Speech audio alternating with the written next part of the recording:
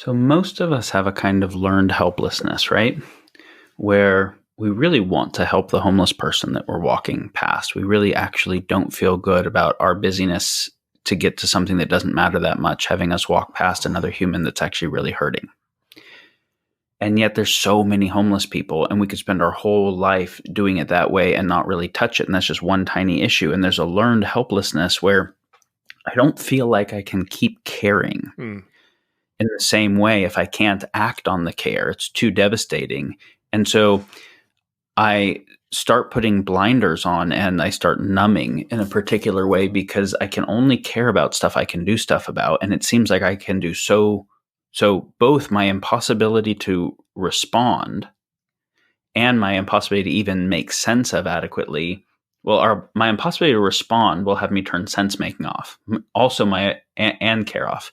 My inability to even make sense of things will have me turn care off. And so,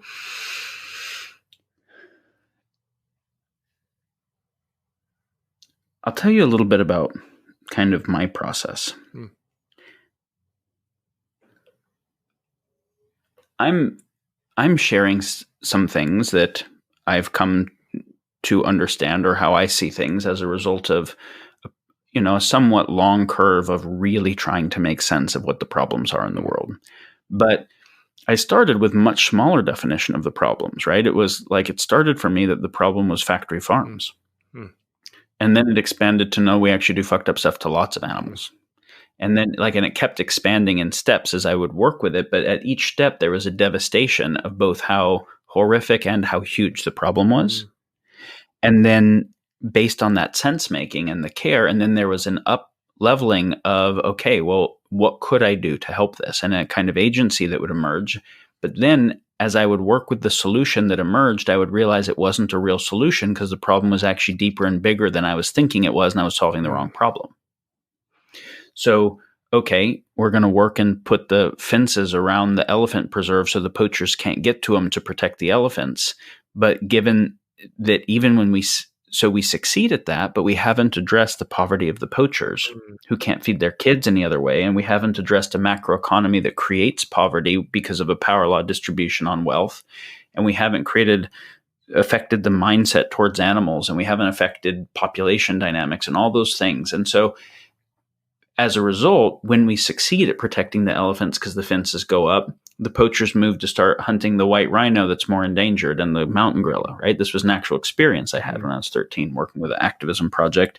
And I'm like, wow, the best solution, because it didn't understand the problem well enough, actually made a worse problem. It moved the harm to a more sensitive area. So then understand a larger definition of the problem and then try to work on a solution there, and that would happen again. And so then that took me on a process to kind of the maximum abstraction of generator functions of all the things, right?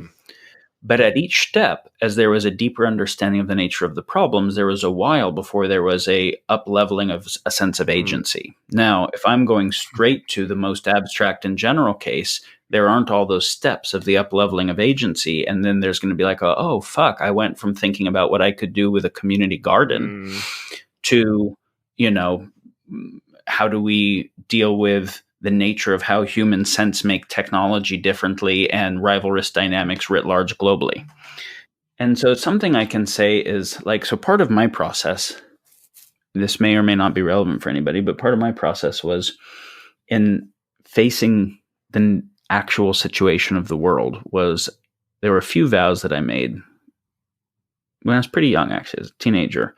The first vow was that I would never turn away from the pain of the world. Like decide I'm not going to go to the factory farm when I have an opportunity, or avoid the poor area, or turn off the PETA video, that I wanted to actually see the world that I lived in and what was going on, because I didn't want to be able to live in a blind bubble, right? So that was the first vow. And then the second vow, of course, when you start to do that, it's fucking devastating. And so then the next vow was to feel all of it and not go numb. And then the next vow was to not, if not going numb, not getting stuck in anger and blame. And then the next vow was to also not get stuck in hopelessness or overwhelm. Those were all basically unacceptable choices. So the first one of I just won't look at the problems. I will live in a tiny bubble where I get to feel like I'm succeeding while there's massive suffering and torture happening is a kind of dissociation that makes me as if a sociopath, right? I'm stoked. There's huge pain in the world, but I don't have to care about it. So I'm like, all right, that doesn't work. And going numb, getting stuck in blame or getting overwhelmed doesn't work. So it's like the only fucking way through is to say, I'm going to feel it all. I'm going to recognize that the devastation, the anger, whatever is a result of love, which is if I didn't love the animals, if I didn't love the kids, if I didn't love the environment, if it wasn't beautiful to me, I wouldn't care that it was being harmed. But underneath underneath the fear, the anger, everything is a reality that is so beautiful that I love, which is why I care. So then I trace it back to the love and I feel that.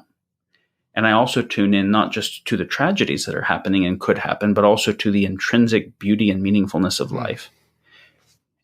And then I say, okay, I have some agency. I don't have God's, omnipotence, but I have some agency. So what do I do with that agency in service of what I care about? And,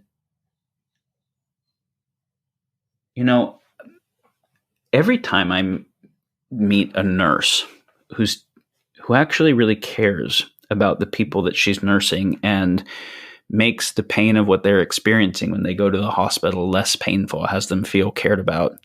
Like I feel this kind of existential relief that she's doing that. Or he's doing that. And every time I find someone who is tending to street dogs in Tijuana or anything, even if it's not addressing the generator functions of X risk, like all those things matter. And for a lot of people, they will understand the big picture and they'll say, I'm glad some people are working on it. I care about all of it, but based on the sense making I currently have and based on what I know how to do, this is where I can actually add value.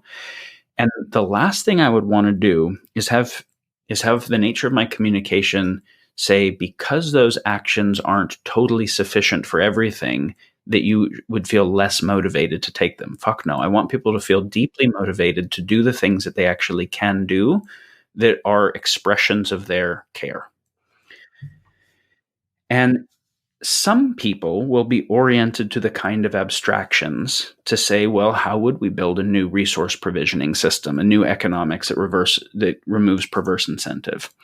Or a new collective intelligence system that doesn't have some of the failings of our existing governance systems.